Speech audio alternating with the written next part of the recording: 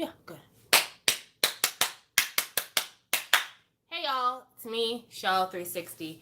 Not a K-pop chat, so I don't expect a lot of you to join me on this conversation because a lot of you are here for K-pop stuff. But this is something that has been on my mind for the last several days, and it really, really bothers me. And so I felt like, hey, I talked to y'all about everything else. Let's talk about J.K. Rowling. So let's talk about her. So J.K. Rowling is the author of the Harry Potter series of books and lore. She's one of the wealthiest women on Earth. She definitely is probably the wealthiest author on Earth because she has had Harry Potter translated into many, many, many languages. Of course, there's the movie franchise. Then there is the Fantastical Beast and Where to Find Them franchise. Thank you, Houndstooth. So she's got a lot. She's got a lot of irons in the fire. A lot of hey, Janini. A lot out there to bring in sources of income. And you would think that someone with the kind of material wealth that J.K. Rowling has could live a satisfied life. She is a married woman, or she has a partner, one of the two. I don't know. I don't keep up with her like that. She has children that she raised, and I think that they're doing well from what I've heard. She's got plenty of money. She's able to travel the world.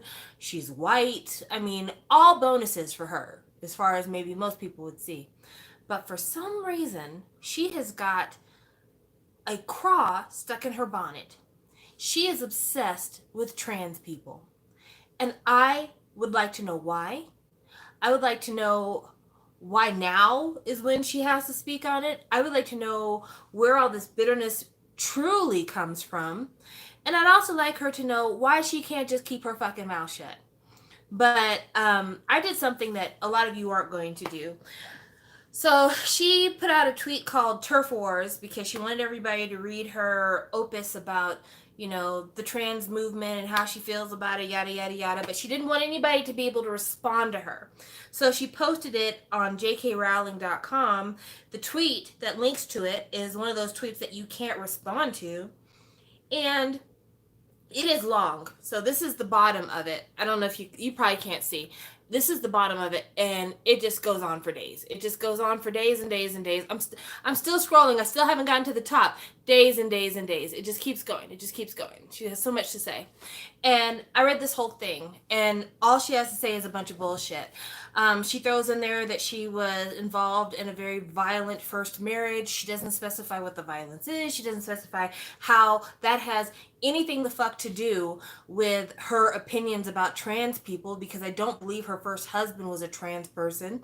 The things that she cites as reasons why she is against identifying trans women as women are dumb.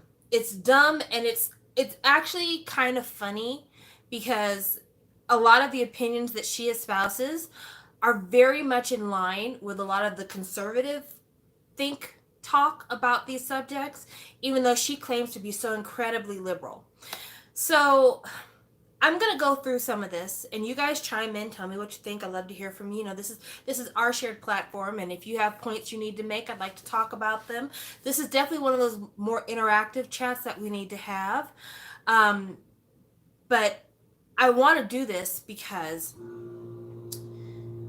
I sometimes feel like, again, we have people who just want to be left the fuck alone. And it seems like the only time that anybody ever wants to talk about the people who want to be left the fuck alone is when it's on some bullshit. And I think J.K. Rowling is a prime example of people who want to be left the fuck alone, trans people. And whenever they are mentioned in her fucking mouth, it's always behind some bullshit. It's never about opening her fucking purse. It's never about, supporting programs that are of assistance to people. It is always about her opinions about how trans people are endangering spaces for women. So I'm going to go through it. I'm going to try not to just read it verbatim because, she takes down people who put like audio versions of her books on the internet, and she might be like, oh, that's my publishing and you did an audio book version of it, I'm going to take your video down. Not that she would ever know me because, fuck out of here, but still. She begins this by saying, everything's so toxic, and I don't want to be toxic. Like, literally. Like, that's the end of the very first sentence is toxicity.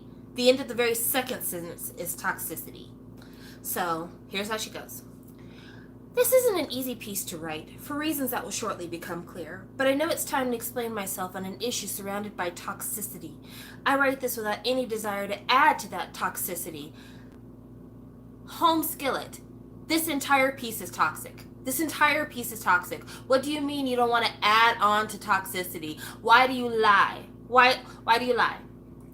For people that don't know, last December I tweeted my support for Maya Forstater, a tax specialist who lost her job for what were deemed transphobic, and she touched the quotes, transphobic tweets. She took her case to an employment tribunal, asked the judge to rule on whether a philosophical belief that sex is determined by biology is protected in law. Judge Taylor ruled that it wasn't. Okay, so you don't know this Maya Forstater person. Apparently she is one of these people who has a bee in her bonnet about the fact that trans people consider themselves to be the gender that they identify with. And she's like, yeah, but sex is unchangeable, so you're not really that thing. And the judge is like, yeah, that the reason why you're not protected is not because you said this thing and what you're saying is wrong or right. It's because you fucking said it, and it shows that you have bias. You know, well, you're right, she wasn't fired. She did not have her contract renewed because of what she said. But remember, J.K. Rowling says lost her job. So not fired, lost job, meaning that the job you had no longer exists for you because we don't want you here no more. It's not about the fact that on your personal time, maybe, or in a conversation you were having that wasn't related to work, that you said something wildly out of pocket. It's the fact that because you said something wildly out of pocket, we can't trust you to be up at our job and be right.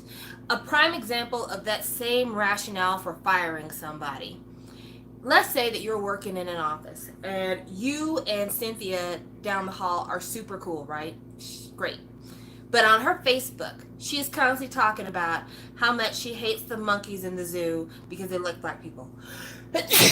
And she's always talking about, you know, how black people don't have good hygiene, they smell funny, they look funny, and why don't we have them on a different continent? Let's just say all that was on her Facebook. Do you believe that your employer would have a right to say, you know what, we could move you to this promoted position, but you tend to show your ass, and we don't want to be open for liability if somebody's saying they caught you on the job showing your ass, so you're not going to get this promotion. Literally the same thing.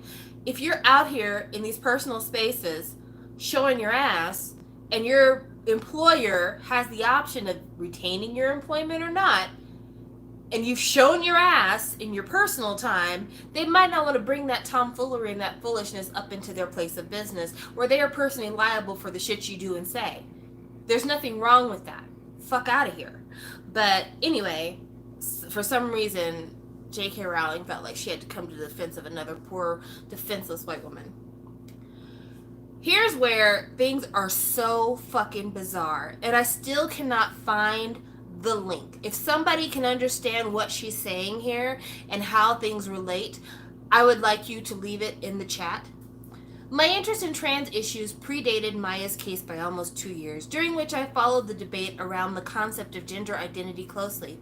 I've met trans people and read sundry books, blogs, articles by trans people, gender specialists, intersex people, psychologists, safeguarding experts, social workers, and doctors, and follow the discourse online and in traditional media. On one level, my interest in this issue has been professional, because I'm writing a crime series set in the present day, and my fictional female detective is of an age to be interested in and affected by these issues herself, but on another, it's intensely personal, as I am about to explain. Tell me why. Tell me why. If I'm writing a crime novel and my central protagonist is a woman, and I'm not writing a crime novel about a trans character, why the fuck do I need to be super invested in researching the background behind transness and gender identity and things of that nature?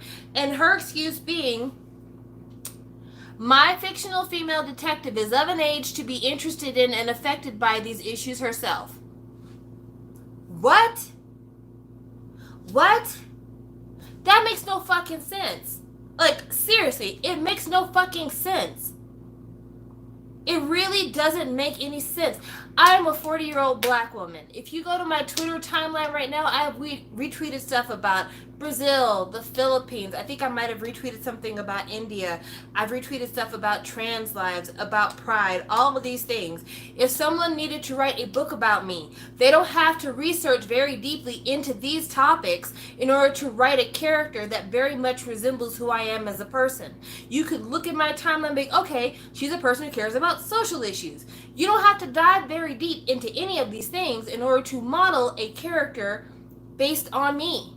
So to say, oh, I'm writing a book about a 25-year-old white female who lives in London and I just kind of want to get a sense of her world. Are you diving that deep into YouTube? Are you diving that deep into Instagram and Snapchat? And are you diving that deep into the origins of Google and search results and how J-Lo practically invented Google? Like, seriously, it makes no sense. So I'm saying, if any of you have a way to make this make sense, please let me know. But yeah, I don't for a second believe that the reason why you decided to research so heavily on gender identity and trans issues and stuff like that had anything at all to do with the fact that, oh, I'm writing a book and the lead character is female, and these are things that young females care about. Young females also care about nail polish. We care about our haircuts. I'm not young, but I'm assuming they care about haircuts. They care about K-pop. Did you do a big deep dive into K-pop? I mean, give a real excuse. Don't lie. Do not lie. All the time I've been researching and learning, accusations and threats from trans activists have been bubbling in my Twitter timeline. Really? This was initially triggered by a like. When I started taking an interest in gender identity and transgender matters, I began screenshotting comments that interested me as a way of reminding myself what I might want to research later. On one occasion, I absentmindedly liked instead of screenshotting. That single like was deemed evidence of wrongthink, and a persistent low level of harassment began. Now, I don't know how long ago you began your research, J.K. Rowling, because, I mean, you don't put any timelines here, but never in the history of my being on the internets have I ever accidentally liked a tweet and not instantly unliked it, liked an Instagram post that I didn't mean to and instantly unlike it so nobody really knew. That's never happened to me. Also, the mechanisms by which I could take a screenshot, never anywhere close to the mechanics that it takes to like something. So again, sis, try again. This is not accurate. This is a lie. There's no way we're scrolling through your feed. Oh, screenshot this. Like. Oh shit, I didn't mean to like that. Unlike. Fuck out of here. Fuck out of here. You're a liar. That single like was deemed evidence of wrongthink, and the persistent low level of harassment began. Months later, I compounded my accidental like crime by following Magdalene Burns on Twitter.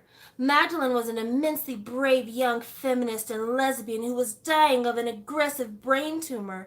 I followed her because I wanted to contact her directly, which I succeeded in doing. However, as Magdalene was a great believer in the importance of biological sex and didn't believe lesbians should be called bigots for not dating trans women with penises, dots were joined in the heads of Twitter trans activists, and the level of social media abuse increased. Queen bitch. No fucking way. No fucking way. Okay, I want you to take real serious note here to all the superlatives, because you might be thinking to yourself, oh, she's saying because she liked somebody or followed somebody, people were mean to her. The way she characterizes this person that she likes and the people who didn't like the fact that she liked this person tells you everything you need to know about her stance on the matter. Immensely brave, aggressive brain tumor, great believer. Then, bigots, trans women with penises, Twitter trans activist. Belittling. As if the people who have the question about why you did something are terrible people. Never an acknowledgement of maybe cisgendered, straight women questioning your behavior. Because this whole video is being brought to you by a cisgendered straight woman, a person who was born a woman, female, girl, went through menstruation, gave birth to a child, been married to a man. That's me. I am your critic. I am the one questioning your moral compass. I am the one saying, you done fucked up, Joe. So instead of making it seem like, what's this nasty thing she said right now? Trans women with penises. Which also, can we just talk about how gross it is that whenever we're talking about trans people, we are always talking about what's between their fucking legs? Like, seriously, can we get over that for a minute? Like, unless we're talking about a legitimate health issue, why does it matter what's between their legs? Why did it have to be trans women with penises? What other trans women are you talking about? Like, seriously, what other trans women are you talking about? Are you saying the ones that have had gender reassignment surgery aren't the ones critiquing you? It's just the ones that haven't gone through it yet? Like, why did that have to be thrown in there? Trans women with penises. Again, fuck this bitch, man. Okay. I mentioned all of this only to explain that I knew perfectly well what was going to happen when I supported Maya. I must have been on my 4th or 5th cancellation by then. I expected the threats of violence, to be told I was literally killing trans people with my hate, to be called cunt and bitch, and of course for my books to be burned, although one particularly abusive man told me he'd composted them. Okay, so this is her trying to paint herself as a martyr. This is her saying, "Oh, I knew that this was going to happen because the world is so cruel and I was prepared to suffer the slings and arrows and What I didn't expect in the aftermath of my cancellation was the avalanche of emails and letters that came showering down upon me, the overwhelming majority of which were positive, grateful, and supportive. They came from a cross-section of kind, empathetic, and intelligent people, some of them working in fields dealing with gender dysmorphia, and trans people who are all deeply concerned about the way a socio-political concept is influencing politics, medical practice, and safeguarding. They're worried about the dangers to young people, gay people, and about the erosion of women's and girls' rights. Above all, they're worried about a climate of fear that serves nobody, least of all trans youth, well. Madam, there's a reason why the overwhelming amount of mail that you got was positive, because people who don't like you aren't going to waste their fucking time trying to talk to you. I'm wasting my time right now because I actually got time, but again, do you think I'm going to sit down in the years 2018, 19, 20 and write you a fucking letter, put it in the postage and send it to your house and tell you what a fucking asshole you are? Hell fucking no, that costs money. That costs real money, and it costs a lot more involvement and care than I ever plan to give to somebody with an attitude like yours. But again, this is a lesson on superlatives. The superlatives that we're using here are positive, grateful, supportive, kind, empathetic, intelligent. All of her critics are bigots and trans women with penises. But all the people who support her are kind, empathetic, intelligent, wonderful, beautiful, the best. Fuck out of here. Fuck out of here. Okay. I'd stepped back from Twitter for many months, both before and after tweeting support for Maya, because I knew it was doing nothing good for my mental health. Okay, let me tell you something. I love the way that she sidesteps what exactly her support for Maya entailed. Because we didn't mention this before, and with J.K. Rowling being somebody who specializes in fantasy, I'm sure it is very easy for her to couch her words in a fantastical retelling of what the actual truth should be. But if you all recall what she actually tweeted about Maya, then let's talk about it. I'm going to go ahead and pull this up.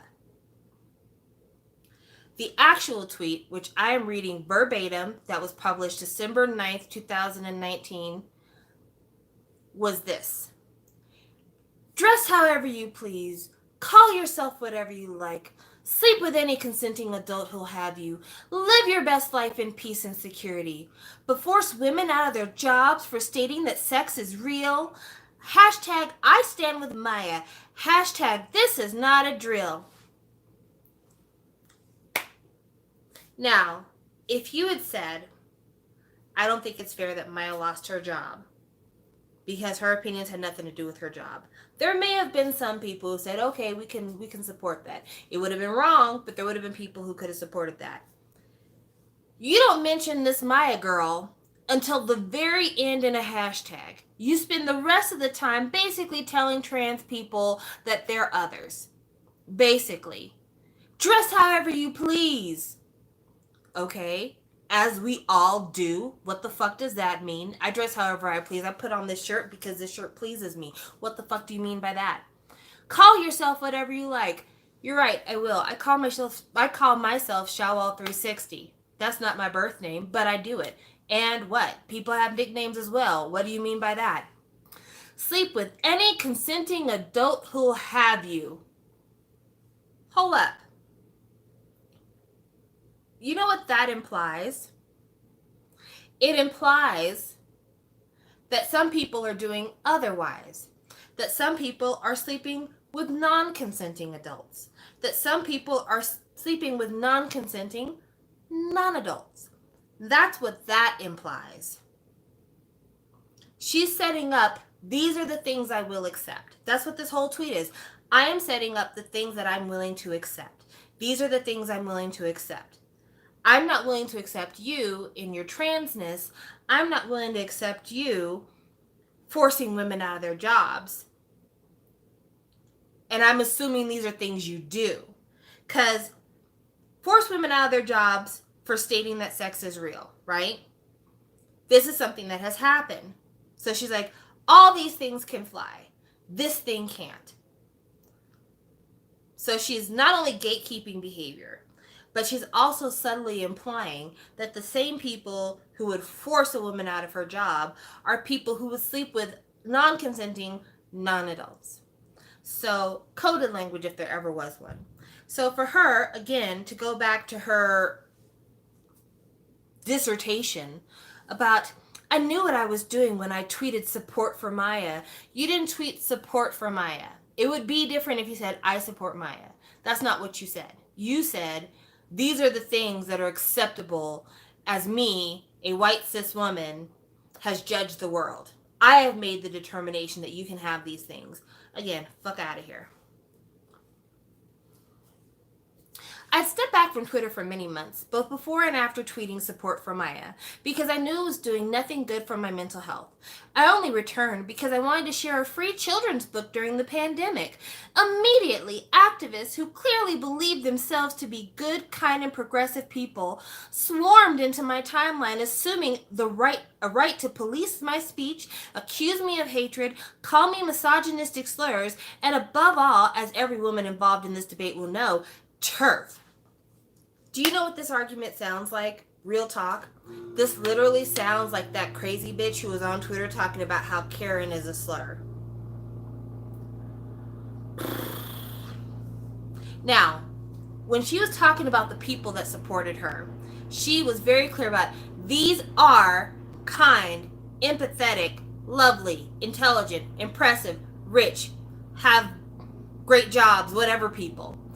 For the people who criticized her, she was swarmed by people who believe themselves to be good, kind, progressive people. So she's saying, you think you are all these superlatives, but you are not. Also, she says misogynistic. Let me be very clear about that too, because it's going to come up time and time and time again.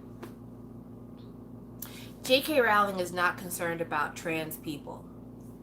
Her beef is not with trans people at all. Her very specific beef is with trans women. trans men are little more than a blip on her radar.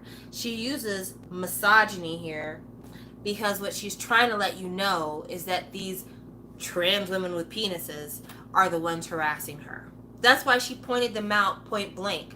She didn't care anything about the opinions of trans men in all this.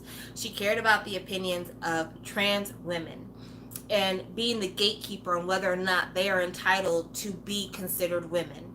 That is legitimately what this whole thing can be boiled down to. So honestly, if you're a trans man sitting in the room, she's not even fucking worried about you. Oh, wait a minute. Yes, she is. Because there's going to be a section of this. I don't even want to read this whole thing because we've already been here for 30 minutes. There is a section of this where she talks about how women who decide to become men, trans men, are literally only doing so because they're looking for acceptance and because of peer pressure.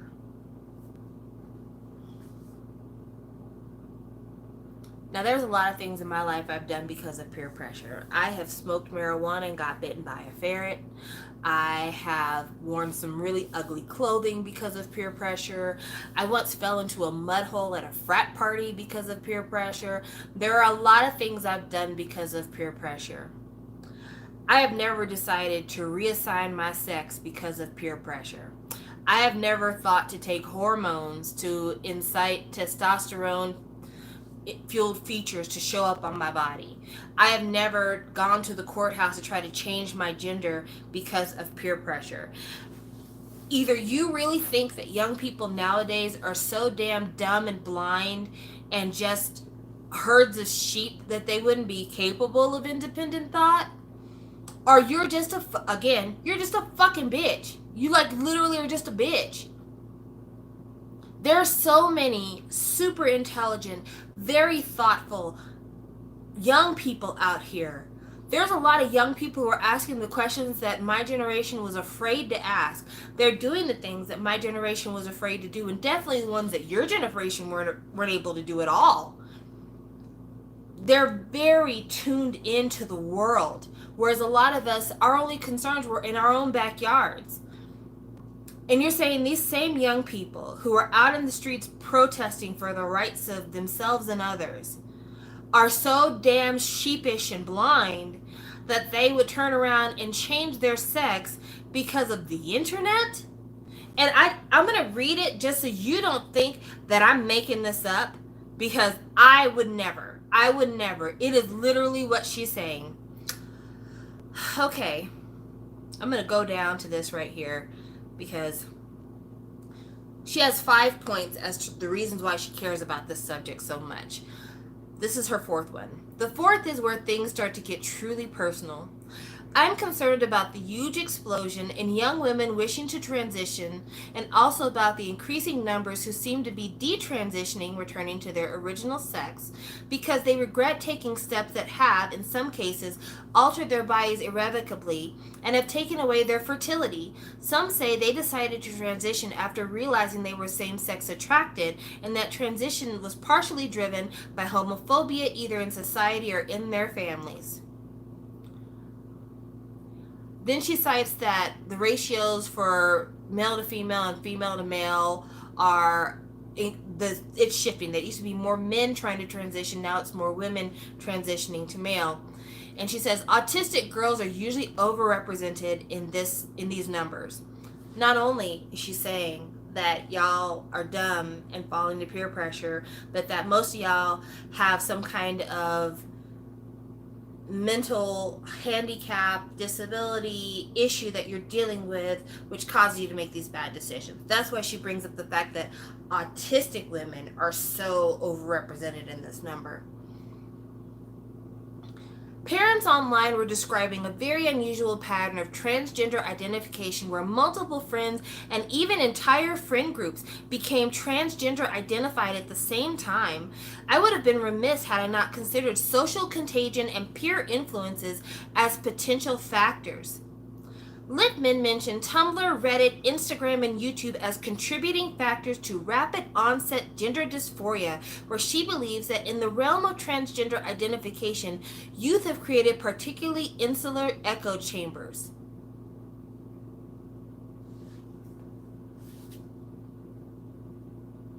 Again, there are many things I've done because of peer pressure.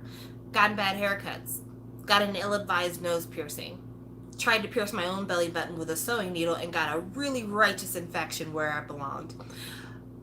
Again, I can't even fathom the idea that I would be a part of a friendship group and they'd be like, girl, I'm not gonna be a girl no more. I'm fist to be a man. And me being like, you know what, sis? Me too. I mean, bro.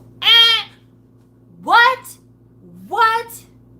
What are these entire friend groups? She mentions parents mentioning this. Where are these entire friend groups of people who all decide to transition? Where is it? Where is it? I know that a lot of people who transition make friend groups on social media, but that's because they're looking for these people, which is totally a different thing. These are not folks who grew up together and went to the same school forever. These are people who go to Tumblr and go to YouTube and they type in, transitioning, taking tea, 3 months on tea, this kind of stuff. They're looking that up specifically.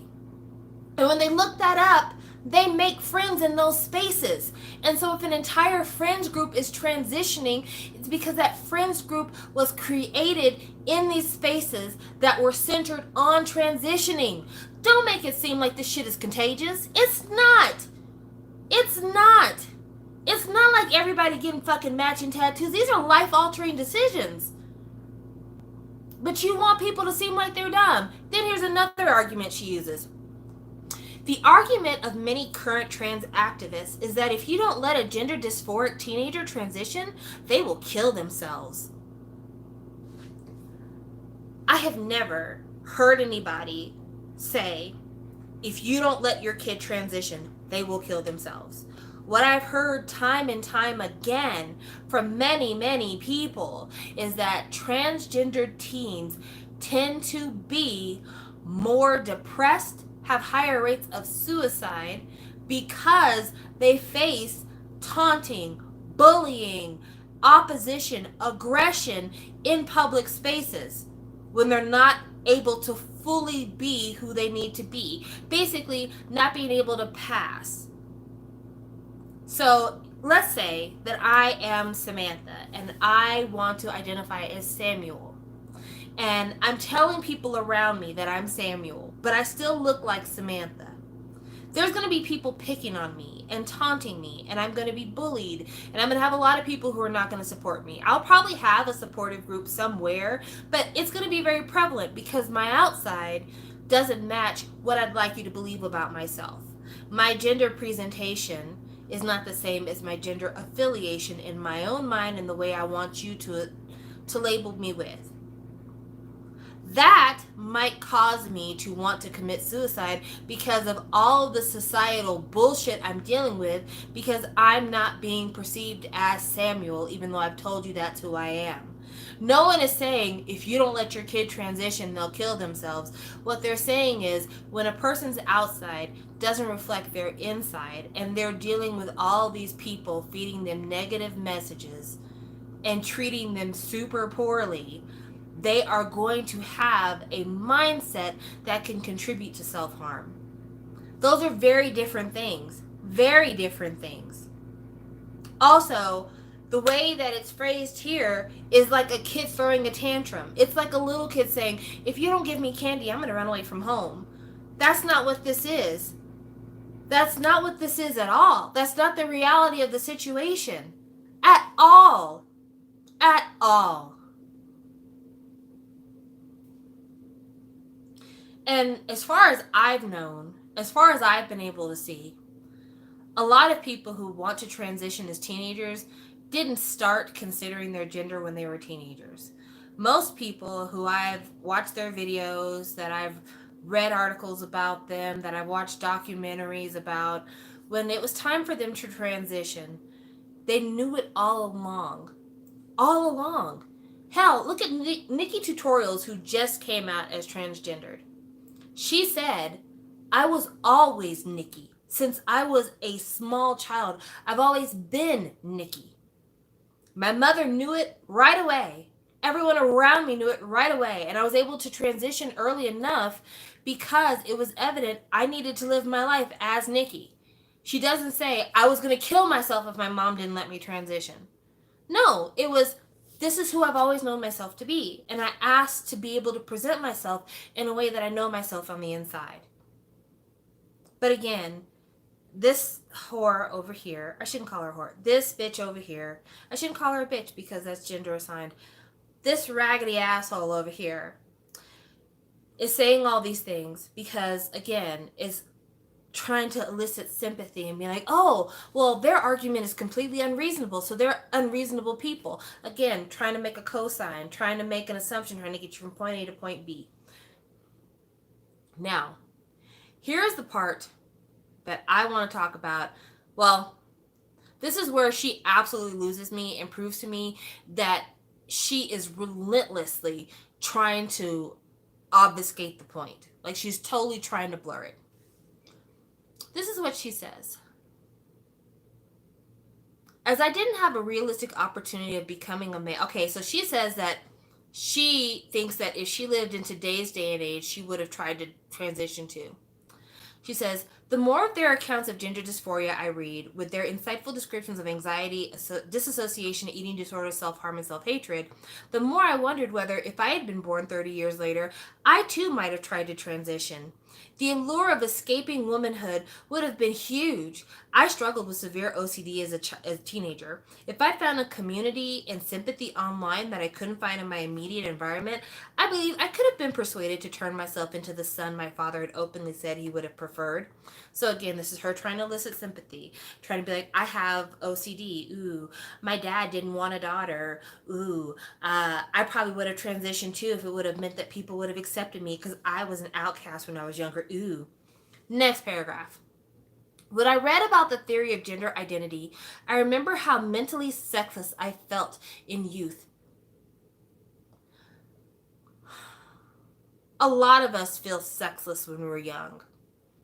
I don't even think I really truly thought about sex in terms of like it being something that I was actively looking for until I got to college. Fuck out of here. As I didn't have a realistic possibility of becoming a man back in the 1980s, it had to be books and music that got me through both my mental health issues and the sexualized scrutiny and judgment that set so many girls to war against their bodies in their teens. Fortunately for me, I found my own sense of otherness and my ambivalence about being a woman reflected in the works of female writers and musicians who reassured me that, in spite of everything a sexist world tries to throw at the female-bodied, it's fine not to feel pink, frilly, and compliant inside your own head. It's okay to feel confused, dark, both sexual and non-sexual, unsure of what or who you are. Do you think that those resources don't currently exist? Are you saying that all the female writers and musicians and all the art and everything that was around in the 80s when you were a teenager just suddenly disappeared off the face of the earth and the only resources that young people have today are an internet telling them that you need to change your gender? Are you that fucking dumb? Fortunately for me,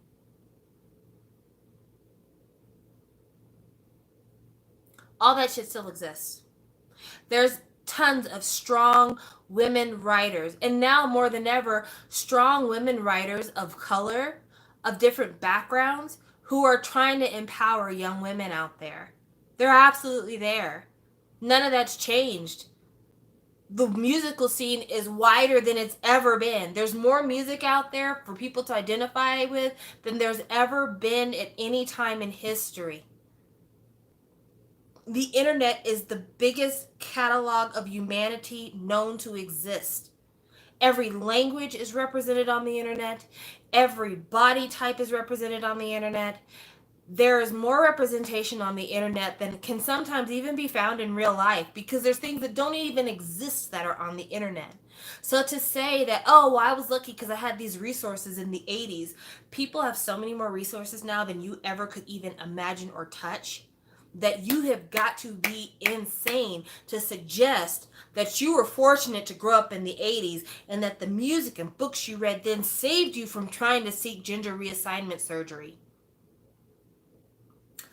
Fuck out of here. Absolutely fuck out of here.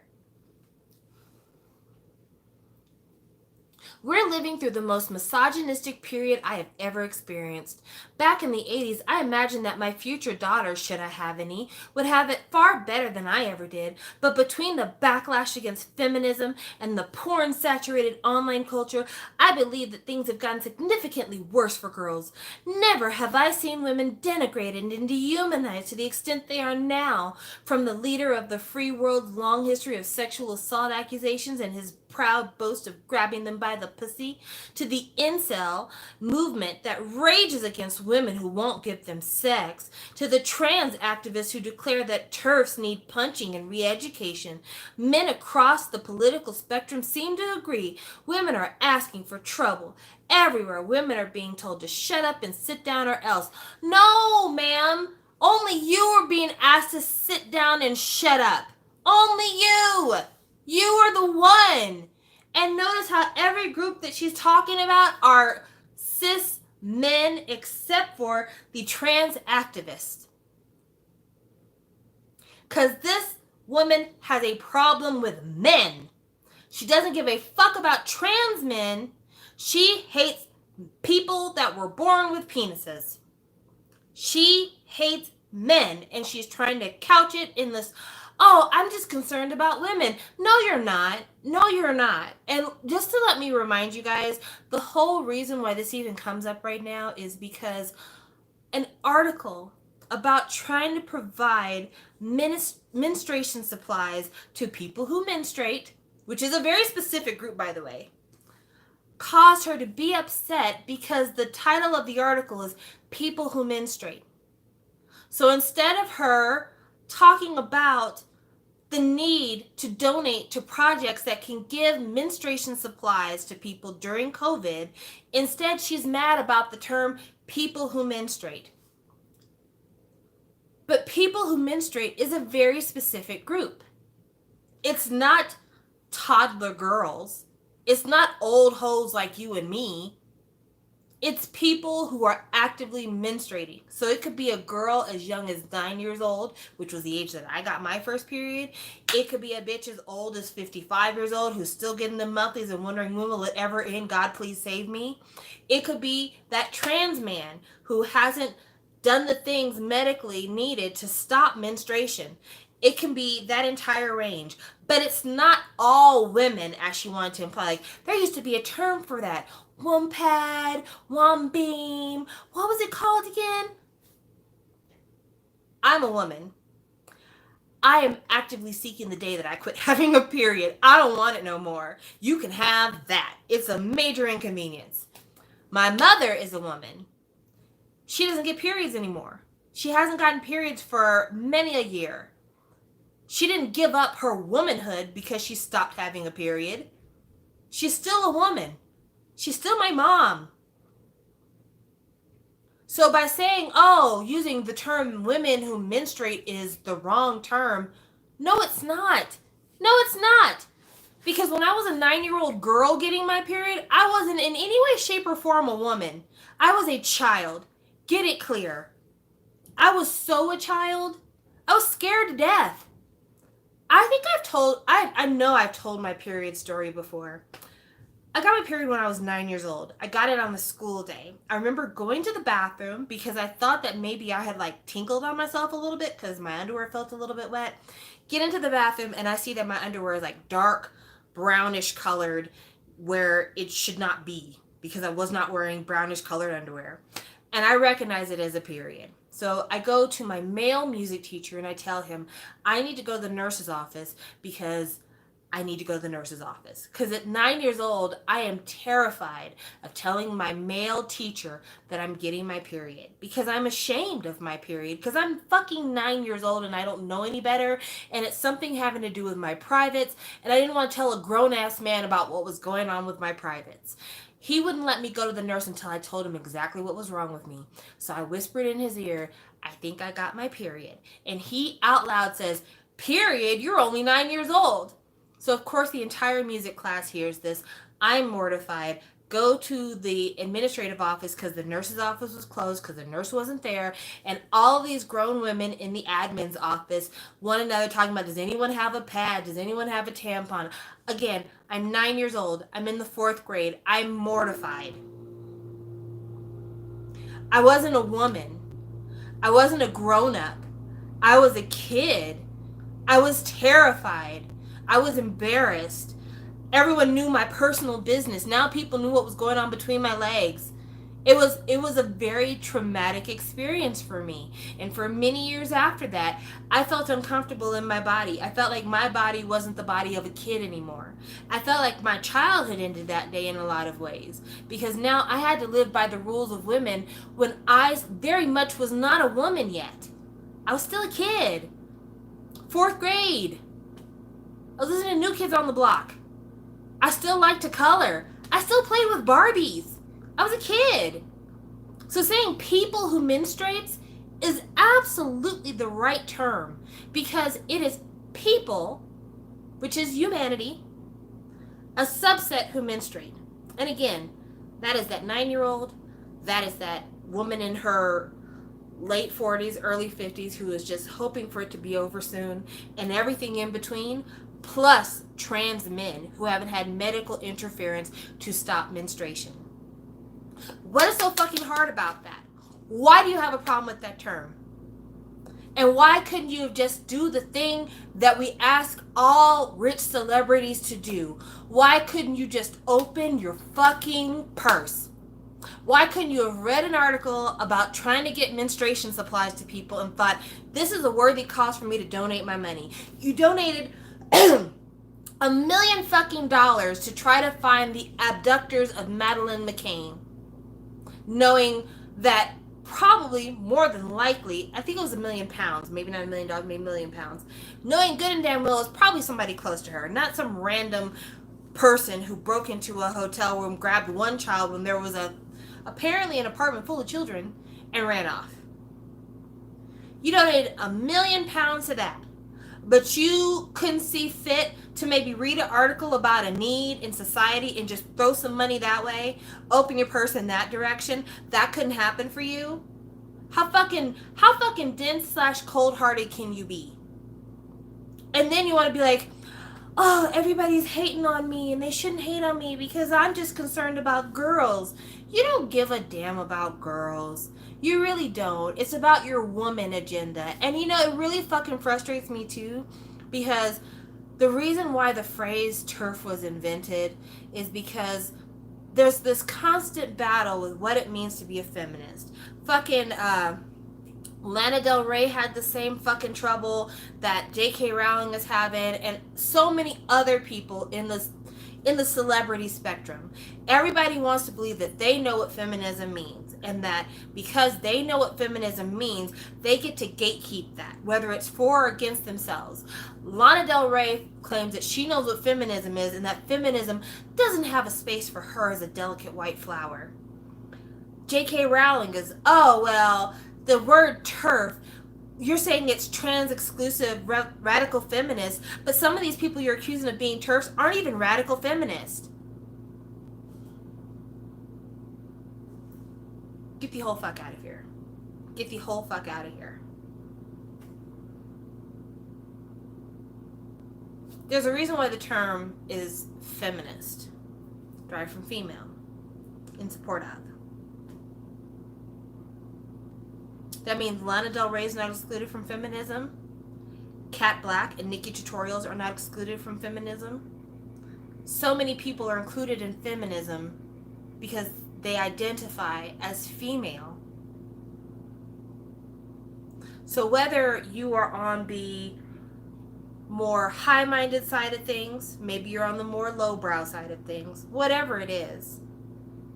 If you believe that as a woman, a girl, an old bitch, you should be allowed the same rights and access as your male counterparts, you're a feminist.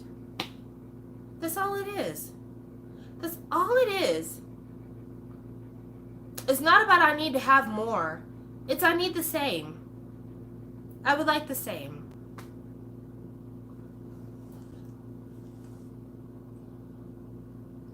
So, I'm going to read her section about her domestic abuse. And the reason I need to talk about it is because she talks about, I'm not saying this because I want sympathy.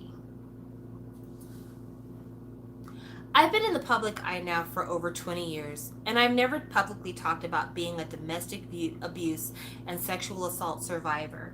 This isn't because I'm ashamed of those things happening to me, but because they're traumatic to revisit and remember. I also feel protective of my daughter from my first marriage. I don't want to claim sole ownership of a story that belongs to her too. However, a short while ago, I asked her how she'd feel if I were to publicly be honest about that part of my life, and she encouraged me to go ahead. This is already her virtue signaling that, oh, well, I just didn't tell anybody because I needed my daughter's permission because I'm worried about her feelings. I'm mentioning these things now, not in an attempt to garner sympathy, but out of solidarity with the huge numbers of women who have histories like mine who have been slurred as bigots for having concerns about single-sex spaces. What does your survivor status have to do with why you don't like trans people? Unless the person who abused you was trans. And for you to say that I have to talk about my abuse so you'll understand why I want women's only spaces doesn't make no fucking sense. Doesn't make no fucking sense at all. Because the people who are asking for access to these women's only spaces are women. No matter how you feel about their transition status, if they say I am now a woman and I would like access to a woman's space, that's what it is. No one's telling you those spaces need to disappear. They're telling you though that they want access.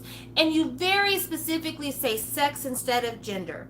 She says sex instead of gender because she's trying to get you to think that she's talking scientifically instead of socially. Because gender is social, sex, biology. So that's why she keeps saying sex, sex, sex, sex, sex.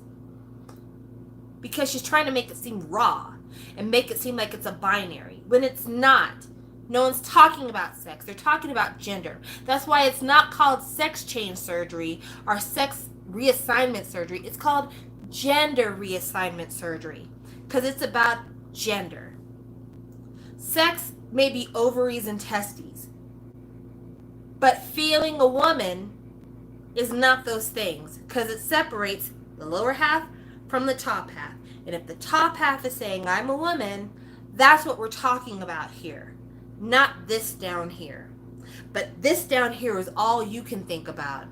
Because you're a fucking pervert, probably.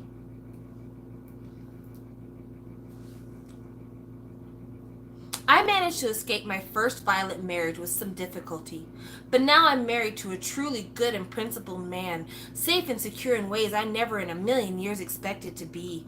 However, the scars left by violence and sexual assault don't disappear, no matter how loved you are, and no matter how much money you've made. Meanwhile, feel sorry for me even though I'm extremely rich. That's what she's saying. My perennial jumpiness is a family joke, and even I know it's funny. But I pray my daughters never have the same reasons I do for hating sudden loud noises or finding people behind me when I haven't heard them approaching. Oh, I feel bad for me, even though I'm super rich. I'm jumpy, and I get scared when people come up from behind me. Bitch, I'm jumpy too. It's a joke in my office that if you come around a corner too swift, I'm liable to hop out of my entire skin. If you could come inside my head and understand what I feel when I read about a trans woman dying at the hands of a violent man, you'd find solidarity and kinship. I have a visceral sense of the terror in which those trans women will have spent their last seconds on Earth, because I too have known moments of blind fear when I realized that the only thing keeping me alive was the shaky self-restraint of my attacker. First of all, why has it got to be trans women? Why can't you say trans person? There are a lot of trans men who die because of trans bias. Have you never seen Boys Don't Cry? That was all about a trans man. But again, her obsession is not with women.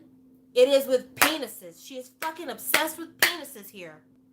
And to say you sympathize with people who are killed, so the ones that are alive you don't have sympathy for, but the ones who are dead, oh man, I bet you were really scared. I feel you on that one, sis. What about the trans student who just wants friends and is having a hard time finding a friends group because people are afraid to befriend them because they don't want to be ostracized from the rest of the school or the rest of society? Those people you don't have any empathy for, those people you don't feel a kinship with, those people you don't feel like maybe could use a little bit of support around these parts.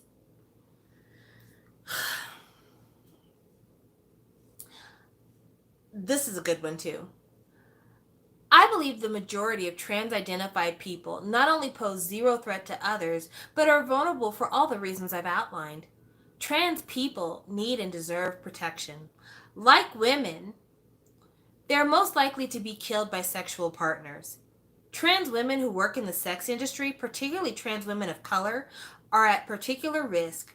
Every other domestic abuse and assault survivor I know, I feel nothing but sympathy and solidarity with trans women who have been abused by men. But you don't feel any sympathy for the trans men who have been abused by men? Again, why would you say it like that? Why would you say like women? Why can't you just say they deserve protection? I want trans women to be safe. At the same time, I don't want to make natal girls and women feel less safe. I'm not going to read the rest of her bullshit. I'm done with her. I really am done with her. But I will say this. It might be confusing to some of you who are watching this to figure out why it is that me, cisgendered straight woman, would be so concerned about the rights or the public opinion regarding trans issues. And it is because I live a really blessed life. Yes, I still have to deal with systematic racism and oppression because I'm a black woman. Two wins in the lottery system of life. But I've been really blessed because when I was in high school, my best friend in my senior year of high school was a kid named Robert. I love him. We don't talk, but in my mind, he is still one of my best friends. I still love him. I still wish the best for him. When Robert left high school, he decided to become a priest, and he went to like seminary school, but he left because he identified himself as gay, and he's like, I'm not going to be one of those gay priests who's, constantly sneaking around trying to find men to sleep with them while putting on the robes of the church. So he came back home and he said, Samantha, you're one of my only friends. Will you go with me to the LGBT community center in El Paso? Because that's where we lived at the time. And I said, Robert, I'd be more than happy to. So I went to the community center with him, and we met more teens, young adults who also identified as gay, lesbian, trans, the like. But there was one person who was always stood out to me from that time, both going to the LGBT community center, but also working at a gay bar. It was a gay bar called The Old Plantation. You can Google it if you want to. There was a person who used to come to the community center by the name of Andrea. I don't know where Andrea is in this lifetime. I wish her the absolute best. But I remember meeting Andrea and feeling like this is a story that rivaled my own family narrative in many ways. Andrea was a white woman who had recently transitioned to womanhood. Andrea was an IT person. She did computer work. I don't know if it was software fixing or if it was writing software, but IT work. And Andrea had launched a lawsuit against her employer for firing her for bias. And Andrea was not a trans woman that you would be like, oh, you pass. Andrea had transitioned in her 30s, I'm assuming. Yeah, I think she was in her 30s at that time. You know how people seem older when you're young, and then when you get older, they seem younger? I would say 30s. Looking back in my mind's eye, I would say 30s. Andrea was a balding man before Andrea had transitioned. And so Andrea had medium length, scraggly, thin hair. Andrea was not very skinny. Andrea kind of had a double chin and a really weak chin at that. Andrea was dressed really awkwardly and not at all passing as a woman. And the Andrea that I met was an Andrea who had transitioned at that point for at least a year and had actually had gender reassignment surgery. And you could see that Andrea was both the happiest and saddest person in the room all at once. Happiest because Andrea was sitting in that room being the person they had always wanted to be, but at the same time, Andrea was a person who had lost everything, had lost their job, had lost their friendship groups, had lost contact with their family, and this community center was the closest thing that Andrea had to community. And even within that space, there were a lot of people who would not give Andrea the time of day because she was even more other than the gay men in the room and the lesbians in the room. But I used to talk to Andrea because in a lot of those spaces, I was the only straight woman in the room. And I would talk to Andrea and I would ask her about her life and I would ask her about what was going on and, what's the next step and what's happening. And, Andrea was always proud of every little thing that happened. Andrea was proud of when her breasts were starting to grow because of the hormone treatment. Andrea was proud because she was going to be on her last round of laser hair removal cycles. Andrea was proud that every day she was getting closer and closer to being the person she had always wanted to be. And she had waited. She had waited through her childhood, through her teen years, through her young adult days. She waited until she had made enough money and had gotten to a point where a doctor could not turn her down so that she could get this done. And I met Andrea in the late 90s because I graduated in the late 90s. This was right after high school, so I met Andrea in the late 90s. I have no idea where Andrea is now.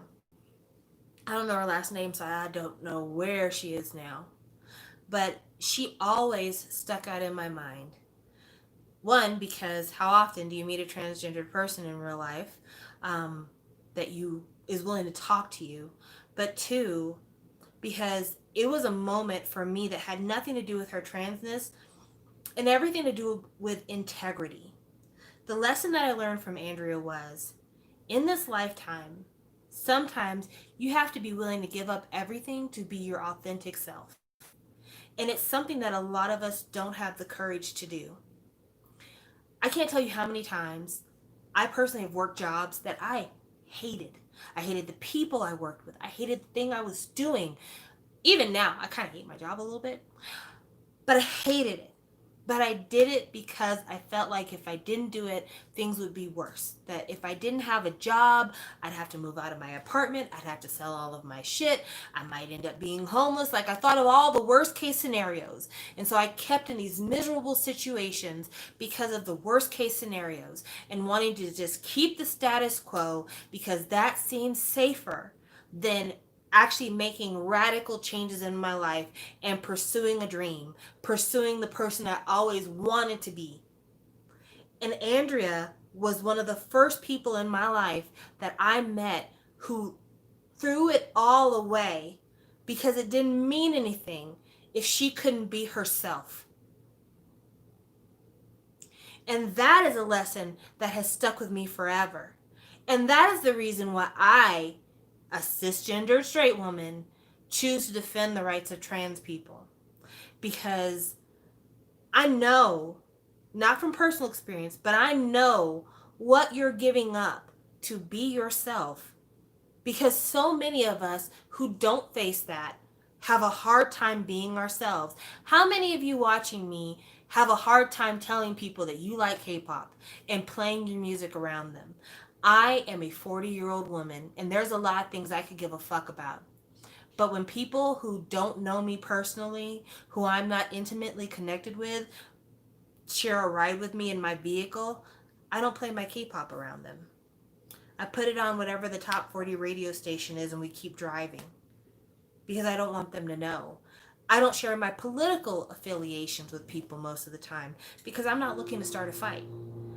I don't wear my hair in the colors that maybe I'd want to because I don't want to seem like a weirdo. There are all these things that we all do every single day just to fit in, just to keep going, just to not have anybody question us or make it seem like we're anything other than just the background.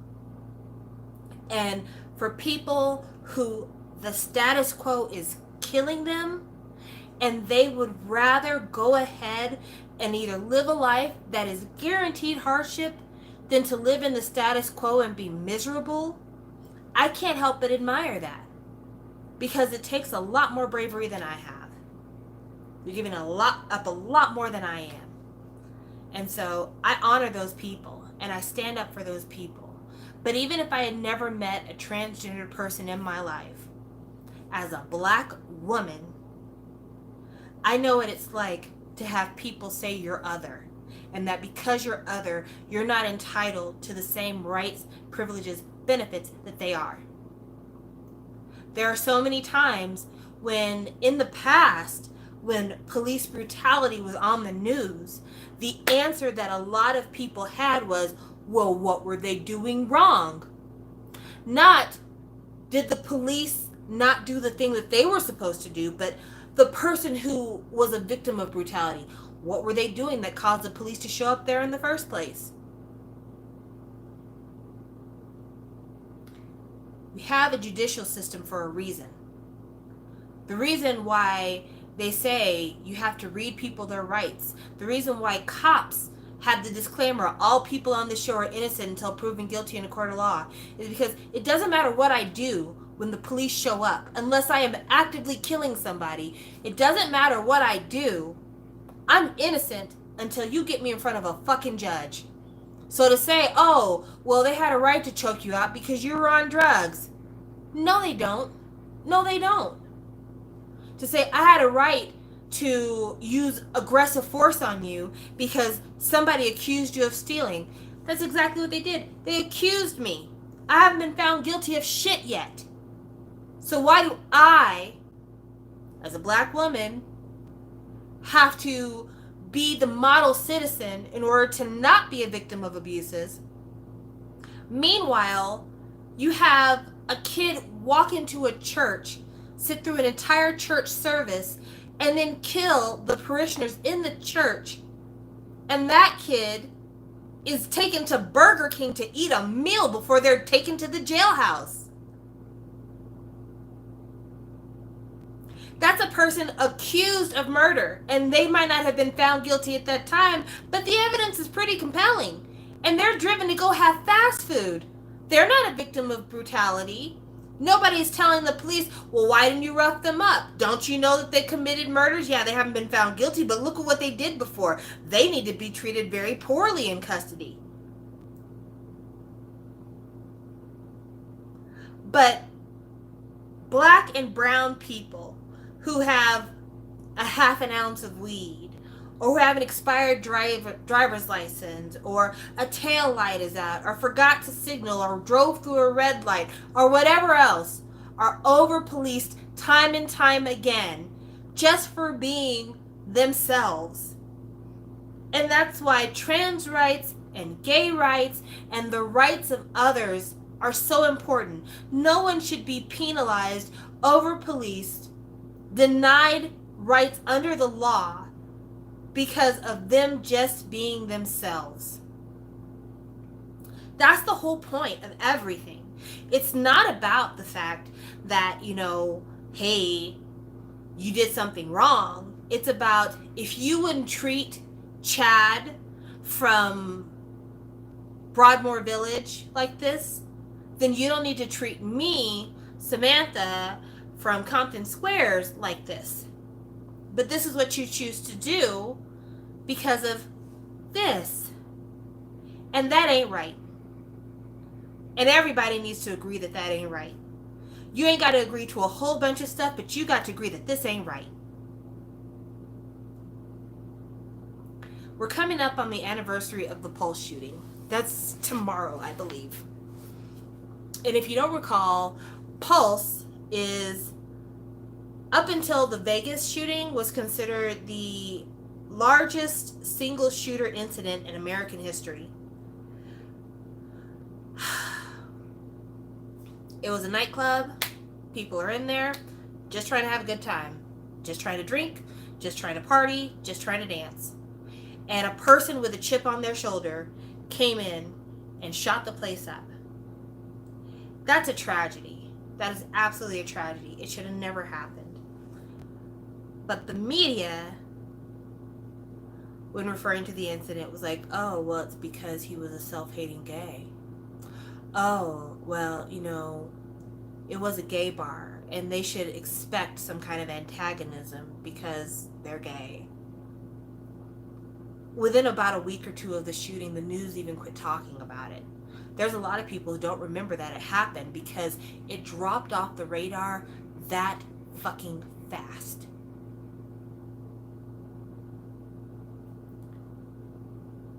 And it wasn't right. It'll never be right. The fact that people forget about it isn't right. It'll never be right. And I would be remiss if I didn't mention it now, since it is Pride Month, but also if I didn't talk about the fact that these are the hurdles that others face. Our deaths aren't taken as seriously. People don't have whole true crime networks about our deaths. People don't rehash our anniversaries of our deaths. We are a footnote in today's news, and we're gone from tomorrow's news. There are still people to this day trying to find out who abducted Madeleine McCann, and that shit happened almost 20 years ago. Well, 15 years ago. There are people to this day who still talk about Natalie Holloway, who still talk about what's the little girl here in Colorado who was the little beauty queen girl, JonBenet Ramsey. People still talk about white women who disappear, are victims of violence, who have terror foisted upon them. Columbine, all white kids. That shit is still talked about to this day. But when it's brown people, gay people, trans people, indigenous peoples, Latinx communities, black communities, we are something for the 9 o'clock news and not a part of somebody's true crime network. So I'm always going to talk about us. I'm always going to defend us. I'm always going to have things to say about us. Because I don't think that we deserve to be forgotten.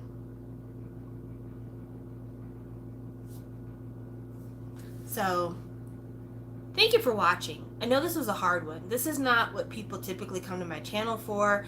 I totally get that.